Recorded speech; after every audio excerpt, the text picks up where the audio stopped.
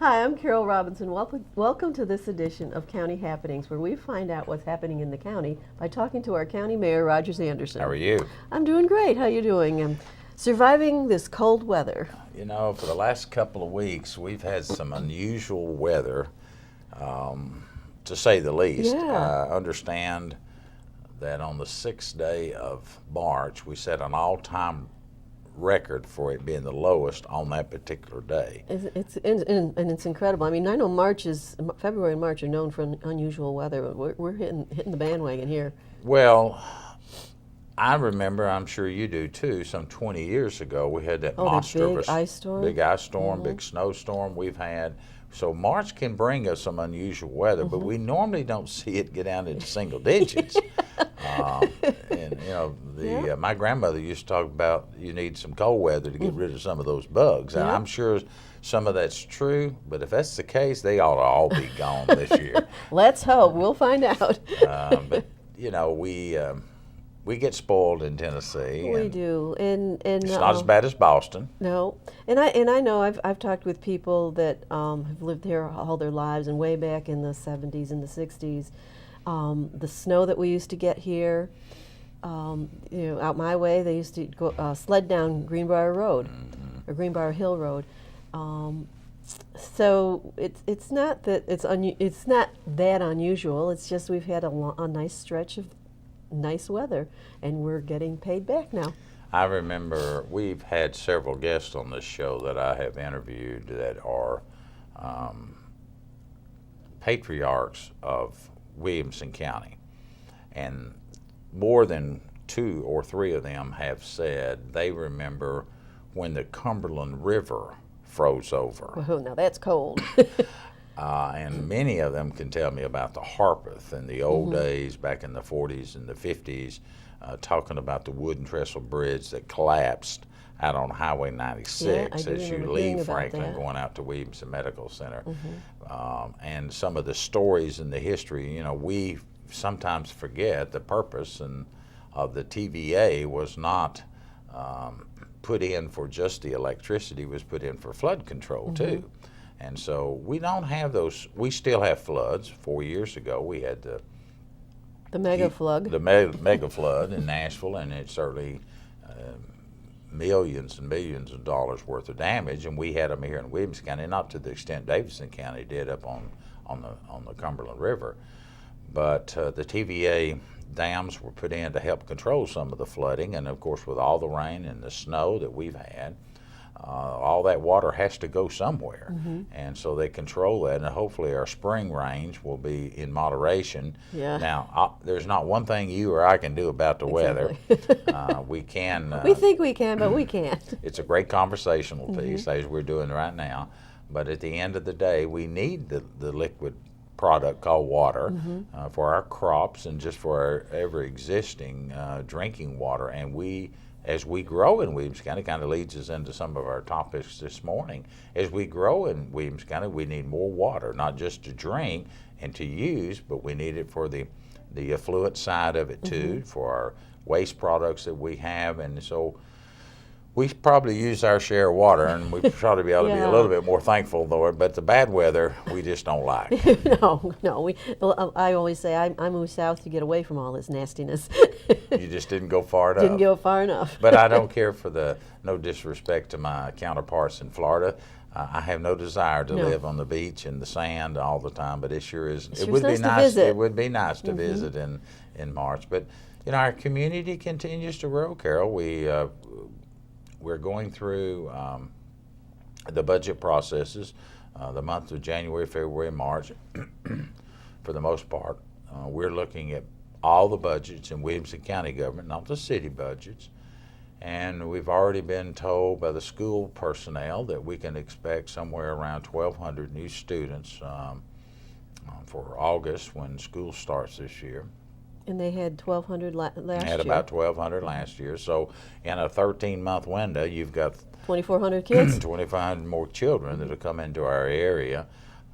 It continues to challenge us about the services and how we provide all those things. And where are they tending to congregate? Which schools are mostly being impacted? Well, today it seems to be that we're seeing more people with the same color of hair that I've got that are leaving some of the more established areas. Their children are up and grown, and so they're selling their homes that are 20 and 30 and 40 years old. So the big Scales, Cottonwood, the established areas. Some of the areas in Brentwood that the next generation's coming in, and they're remodeling, but they're moving into those communities. We still see a tremendous amount of growth inside our cities, Brentwood and Franklin, and Nolensville may very well be our largest growing area. Now, Spring Hill certainly has grown and continues to grow, but we've got a lot of schools that children move on. Not to say we're not going to build any down there, because I know personally they're looking for a new elementary site down in the Spring Hill, Thompson Station area. But Nolensville, in August of 2016, we will open a high school and a K-8 school. Now that's on top of another elementary school that we just opened a couple of years ago, and about 5 years ago, my math may be a K-8 school. A K-8 school. Yeah. So when Nolensville said they're growing, they meant it. Yeah. And so we've opened up here in the last month, approximately a month, a new Parks and Recreation facility to address some of those needs over there. We took the old elementary school and just completely refurbished it, turned it into a wonderful recreation facility, of which we work with Nolensville City and the county, and we each put in $2.5 million each and built this state-of-the-art facility. And currently, the pool's not needed, but we're finishing it up, and we will have a pool to offer those residents out there. Will it be an indoor or outdoor? It will be an outdoor swimming pool. The facility has just had overwhelming success. The staff tells me we're seeing huge numbers of people signing up. But when you go to 30,000 feet and you look down, there are no other recreational facilities there. So they're kind of sort of like Fairview is. You're just out in limbo.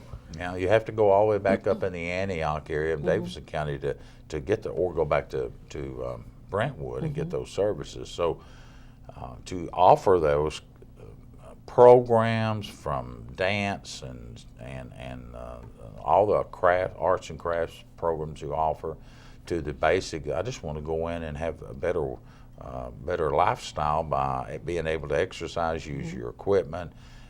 They have exercise classes. Yes, they do. Well, and we have the state-of-the-art. We took 2 of their rooms. If you can imagine the old elementary school where the cafeteria was, we took 2 of those, the cafeteria in another room, and said, this is our exercise area with the latest equipment. And then we refurbished the old gym that was there. So it's had a complete makeover, very modern, up-to-date, new wiring, new plumbing. The only thing that's still remaining there are the bricks and the block, and then they've been repainted. But our numbers are just phenomenal through the first 60 days, 90 days of this. That was similar to, I think it was Longview. When you opened Longview, it was like all of a sudden, where did these people come from? And you knew it was necessary, but it was quite a, and there's still, evidently people want to take care of themselves. Well, and it's affordable. One of the things we try to do under, when Doug Hood was there, and of course Doug is retired now, and Gordon Hampton is our new director, who had worked there 25 years, and he'd worked 10 or 15 years up in Metro. Very capable of taking this department to its next level. But we try to offer the services in our cities, and all cities except for Thompson Station now will have a recreation building that has the services from one to the other. Now their classes may be a little different based upon needs, but just try to make that affordable for our community. For a reasonable amount of money, or you can buy day passes, you can go and work out and walk and exercise, and there are extra charges for the crafts, the arts and crafts. But if you're watching this show or you're close to the Nolensville, I encourage you to go over and take a look. They've got some specials going on. Check it out. So, I know the Franklin, Fairview, and Longview, they offer all kinds of yoga classes and and if you've never tried yoga, it's fun. Well, before we get off on that, we're in the process of looking at the OBGA property on Columbia Avenue. We want to do a senior center there, along with the community theater. And one of the things I've asked Gordon to do is investigate. Don't know that we can put it there, but we're looking at a pickleball environment. I won't go. That's a big thing. It's a huge thing. I'm surprised it took this long to get here to Williamson County. Well, what we're probably going to do, because we have such a need, I mean, people, and they take it seriously. They take it very seriously, and they hold pickleball championships. Yes. And our seniors want it. It looks like a court, and you use a combination of skill sets from handball to the old four-square that we played as a kid growing up, and it seems to have a great deal of success, because you can have levels of success. The more you play, that you can have levels of degrees of success. And it's exercise, from what I understand. Oh, it's great exercise. It's great exercise, but you can put what you can put into it. It's not that demanding. Yeah, it's not that you have to go and practice every day of the week to get a to get a proficient. You can go out there. It's not taking like I'm into baseball and softball now with my grandchildren, and it's some days watching them play is like watching paint dry on a wall. Yeah. You go through 3 kids at age 5 and 6 that one looks like he's trying to shoot the bat with like a pool stick, and the other is trying to swing it, and they're all coming off the tee. And it is and falling. and falling, and when the ball is hit, it's everybody conjugates. The coaches are trying to keep your position. It's cute. Bees to honey. The bees to honey. It's like playing soccer and watching. Where the ball is. You look way out in the outfield, and there's some small 5 or 6 year old that's sat down in the grass picking flowers and looking for 4-leaf clovers.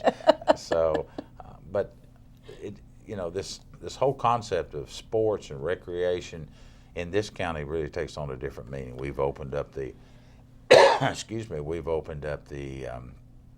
new park called Timberland. It's off from the Natchez Trace. You go out Highway 96 towards Fairview. Right before you get to the Natchez Bridge, turn left, go up on the Trace, turn left again, like you were going to Natchez, Mississippi. But once you make the left, almost like going into a national park. It is. It really is nice. 100 yards once you get up on the Trace, no charge, walking trail. Right now we just have one trail. We opened that in fall. We have the handicap trail too. We do have that, correct. But for those that are a little more outgoing and adventurous, we just have the one trail. We want to develop more trail system on about 75 acres worth of land out there. But it's a gorgeous, and I can't wait. You get out there and you think you're in the middle of nowhere. You're in the middle of Montana. Well, in this particular time, here in another 30 days or so, we'll begin to see the flowers and the trees and the bugs, and they'll all come back in full form. Yeah, so get out there between now and May.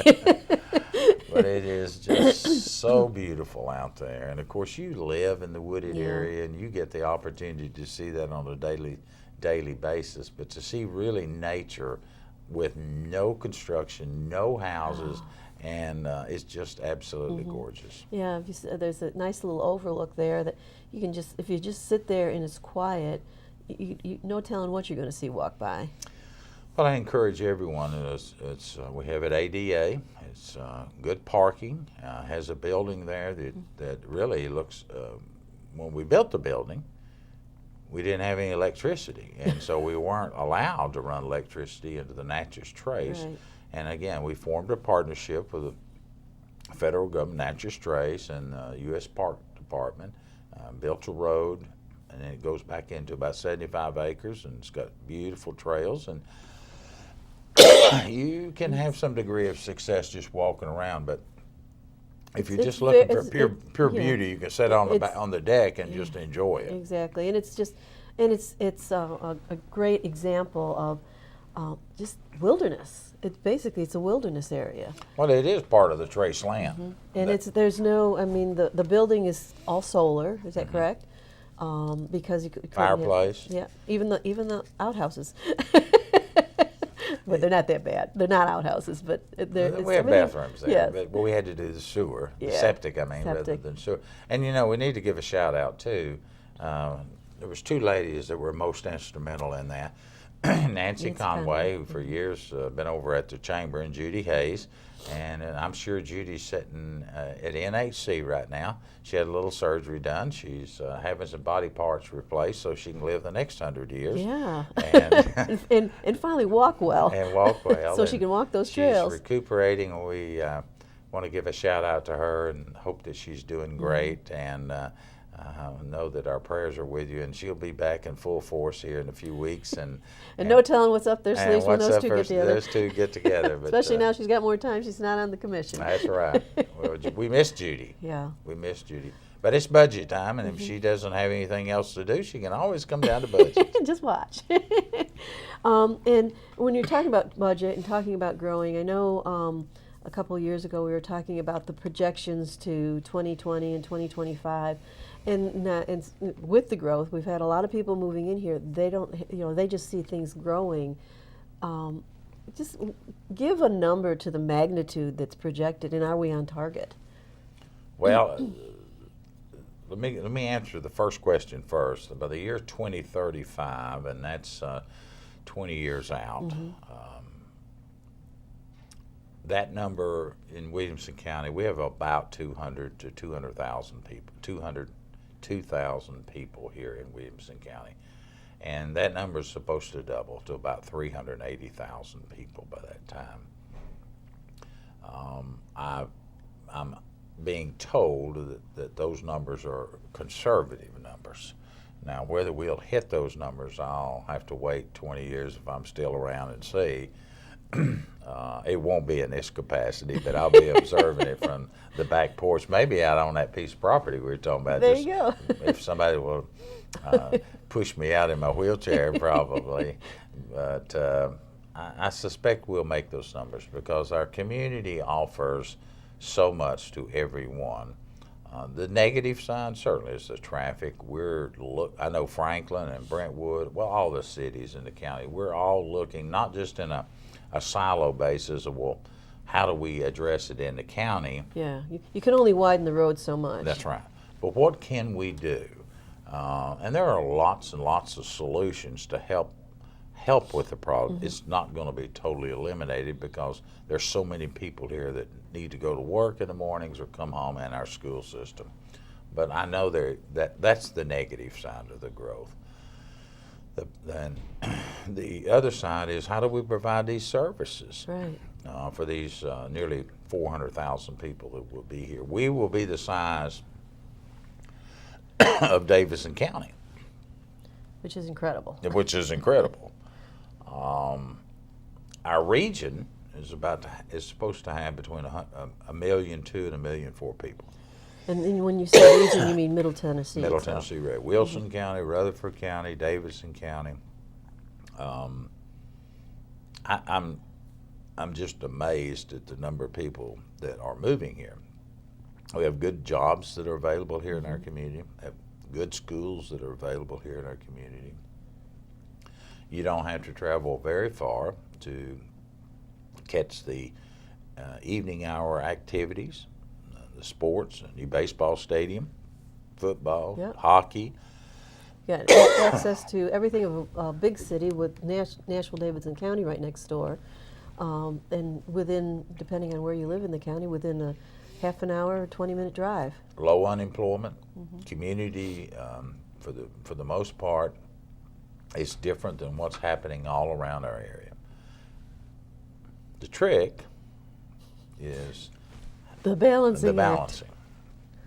And all of us figuring out ways to work together. And when I say that, I mean city and county. Right. Now, the natural comment may be, well, why don't you just combine and have one metro form of government? And I'm against that. But if that's what the people wanted, then I guess you would. But you wouldn't have the uniqueness of the Fairview and the Brentwood and the Franklin. It's like the difference between, it's like the school district. Everything has to be relatively the same because it's a district. And you would lose that if it was a metro thing. The character. I mean, people move to the different cities because of the neighborhood feeling, and you're going to lose that. I think a metro form of government, a lot of people think, such as Davidson County, everyone has seen the mayor of Nashville and Carole Dean. Mm-hmm. But what people fail to realize, there are smaller mayors in smaller cities that are still there. Mm-hmm. So you do have some economies of scale, particularly in the area of schools and maybe in public works department. We don't really have the unincorporated Williamson County government does not have a public works. We have a highway department. Now, Metro has a public works that services the whole area.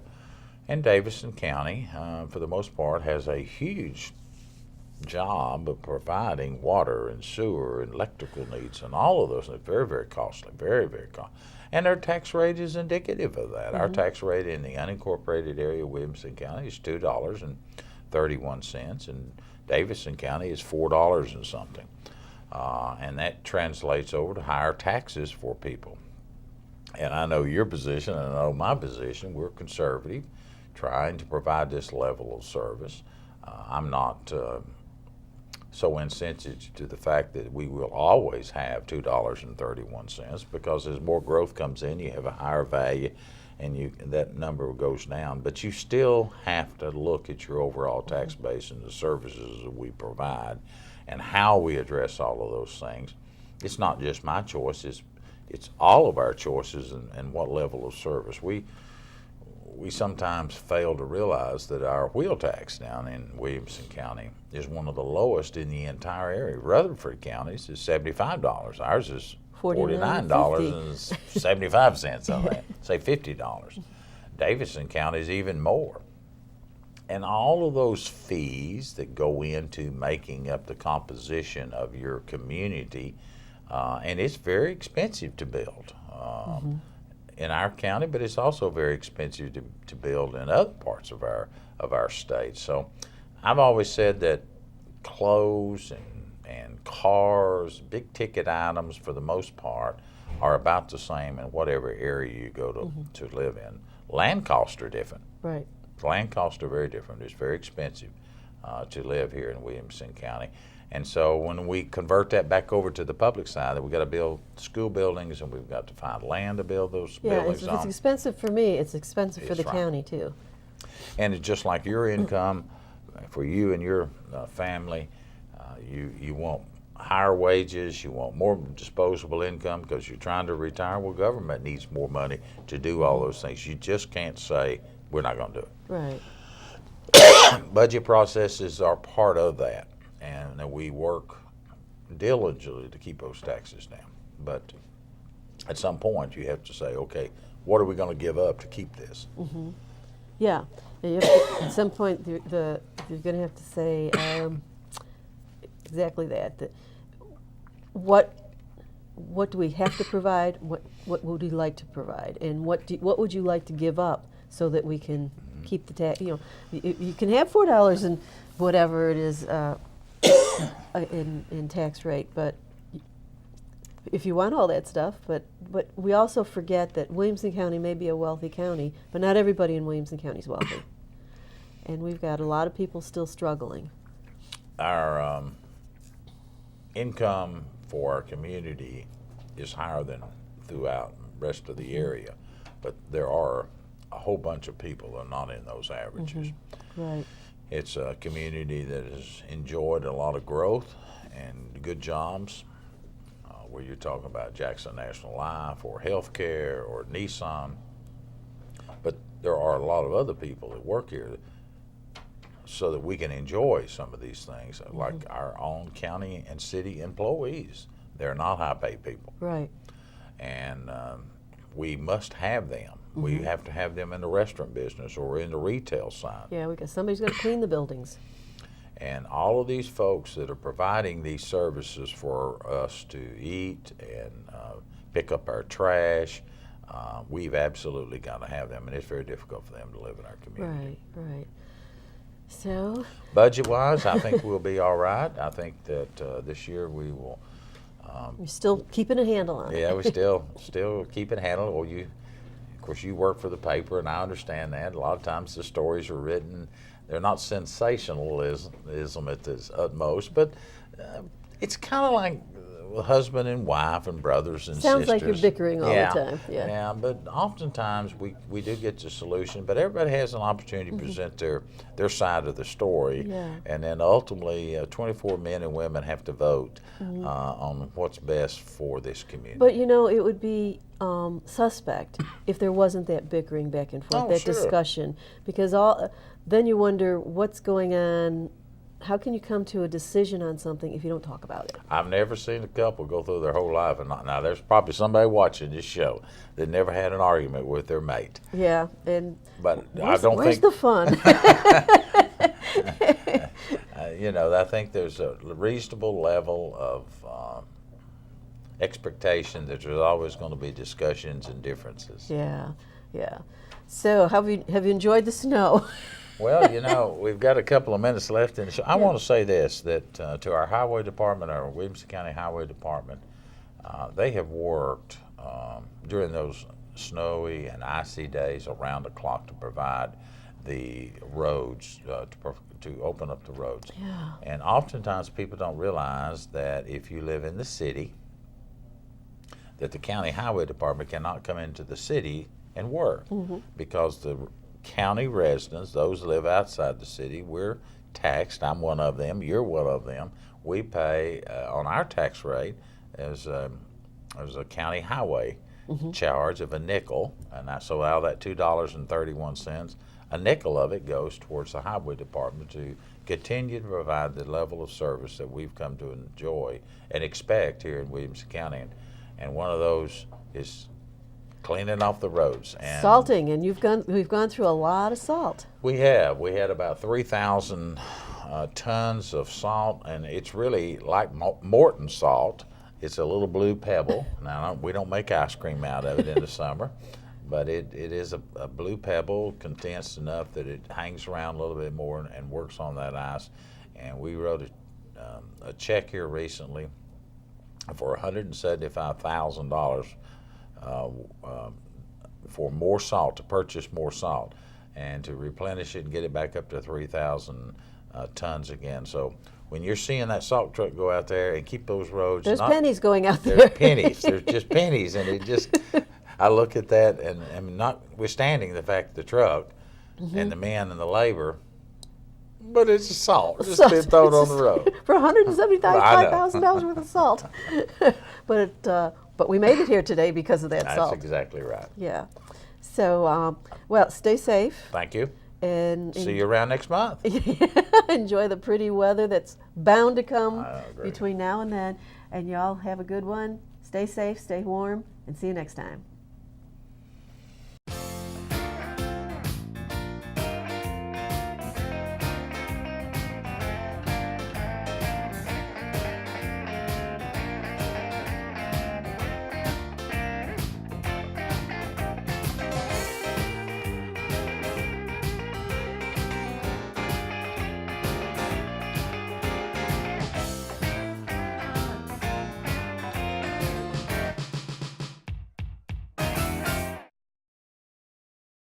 If you're looking for a loan or you'd like to buy a home, when you want to land a job or your identity's been robbed, annualcreditreport.com, the one you can depend upon.